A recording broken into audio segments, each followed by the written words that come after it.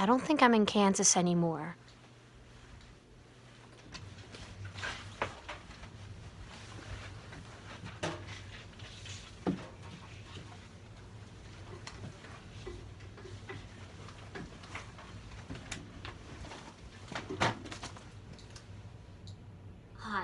Hi guys, my name is Michelle Renee, but you guys all call me Giggles. I'm here in the Crypt, courtesy of MrCreepyPasta. It was very sweet of him. We just did San Japan, and so I figured that I'd do a special little thing, my update for my musical theater vlogs, in character as Giggles, because you guys haven't really seen my costume yet. I've been wanting to do character vlogs, but I figured this one would just be for fun, a sort of an experiment with the camera. But anyways, this video is about my monthly favorites, so I'm gonna go over the last month, July, or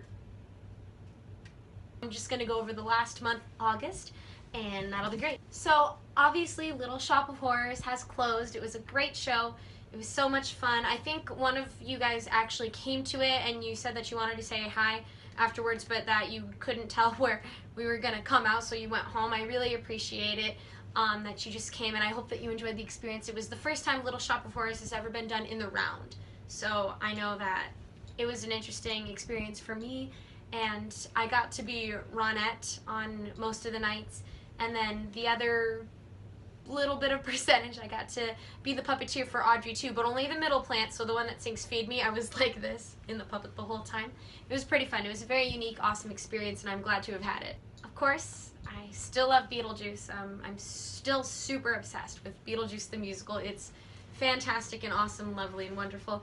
And so the understudy for Lydia on Broadway, her name is Presley Ryan. She had her first night as Lydia. She debuted as Lydia this last month, and I remember feeling really excited because it was also my first time going on to be the puppeteer for the plant in Little Shop, so I was like, oh, it's her first time being Lydia on Broadway, and it's my first time being the plant tonight, but that was just so exciting. She's so sweet. I follow her on Instagram, and she was just amazing. I've seen not live performances, but I've seen videos of her live performances where she sings, and she just has this gorgeous voice, and she's only 15 years old, so it was just really special, and I appreciated her a lot.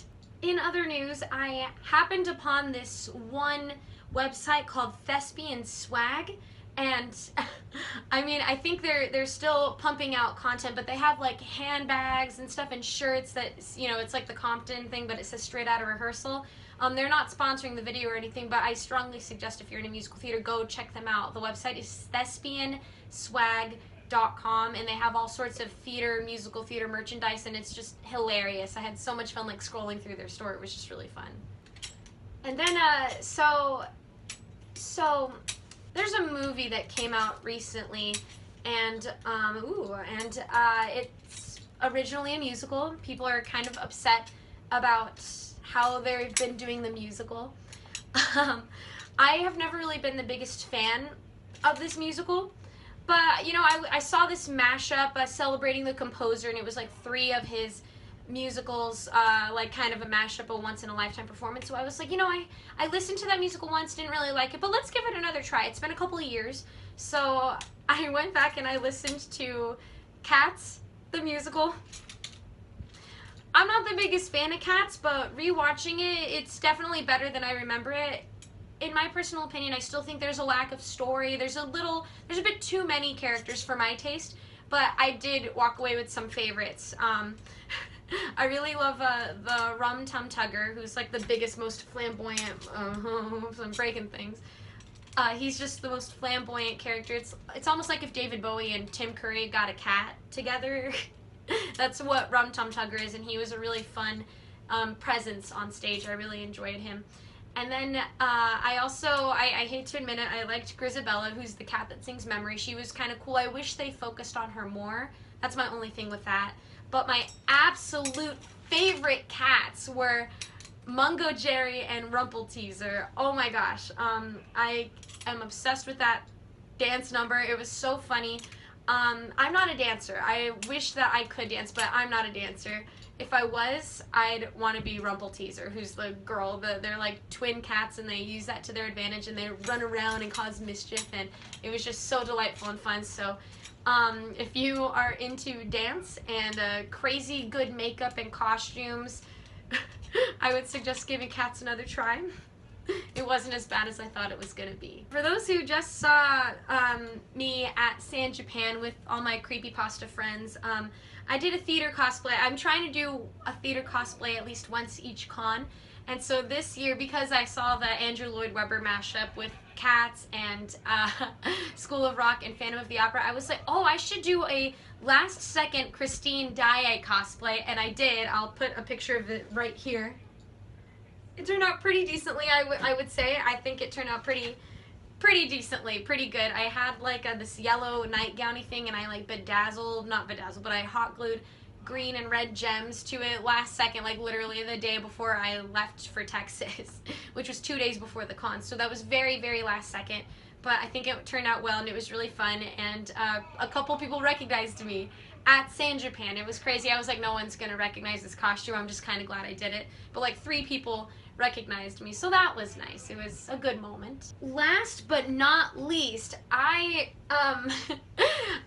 really enjoyed this one musical that my friend showed me. It's called Alice by Heart.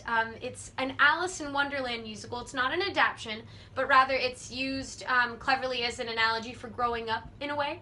It's about this one girl. She and her friend are involved. Somehow they're affected by the war, and he is kind of not in a good condition. And so she's like, oh, read me Alice's Adventures in Wonderland like you used to.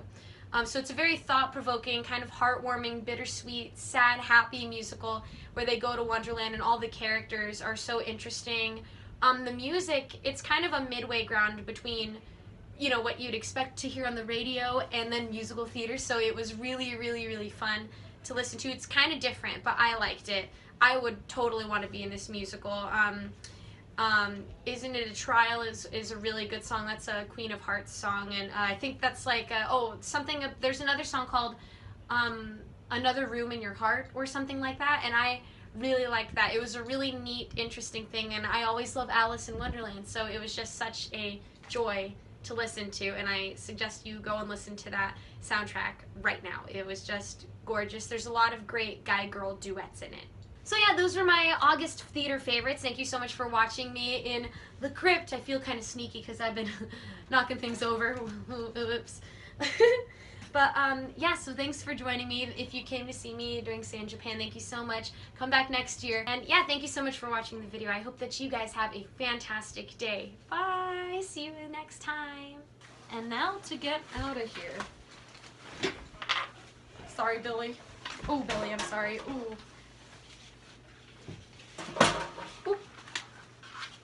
I don't think I'm in Kansas anymore. Ah! Oh, sorry. You're good. I'm glad I was filming.